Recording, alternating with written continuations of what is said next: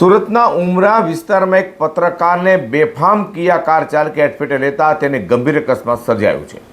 SVNIT નજીક બનેલી આ ઘટનામાં પત્રકાર ધનરાજ બાગલેને ગંભીર ઇજાઓ પહોંચી છે, તો અકસ્માત બાદ ભાગી છૂટેલા કાર ચાલક સંજયને ગણતરીના કલાકોમાં જ ઉમરા પોલીસે ઝડપી પાડી સળિયા પાછળ ધકેલી દીધો હતો।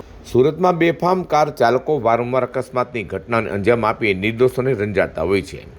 ત્યારે શનિવારે રોજ સુરતના ઉમરા વિસ્તારમાં પત્રકાર ધનરાજ બાગલે એક્ટિવા પર પસાર થઈ રહ્યા હતા। તે દરમિયાન એસવીએનઆઈટી નજીક બેફામ ગતિએ આવી રહેલી કિયા કારના ચાલકે તેમને અડફેટે લીધા હતા।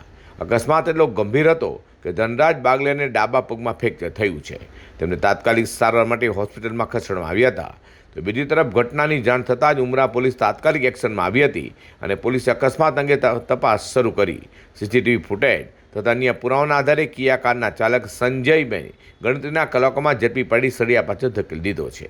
સ્ટેશન વિસ્તારમાં એક એક્સિડન્ટ અકસ્માતનો બનાવ બનેલ છે, જેમાં કે એક કિયા ગાડી ચલાવતા એક માણસ છે દેવાંશ સંજયભાઈ બંસલ, જેમની ઉંમર 28 વર્ષની છે। આ ગાડી ચલાવતા હતા તો સામે સે એક એક્ટિવા ઉપર બીજા માણસ આવતા હતા અને આ બંને વચ્ચે ટક્કર થઈ અને આમાં જો એક્ટિવા ઉપર માણસ છે એમને ઈજા પહોંચી છે, જેમાં કે એમાં ડાબા પગમાં ફ્રેક્ચર થયેલ છે અને આ અકસ્માત બન્યા પછી આ આરોપી ત્યાંથી નાસી ભાગી ગયેલ અને એમની જે જવાબદારી હોય છે એમના પૂર્ણ કરેલ નથી।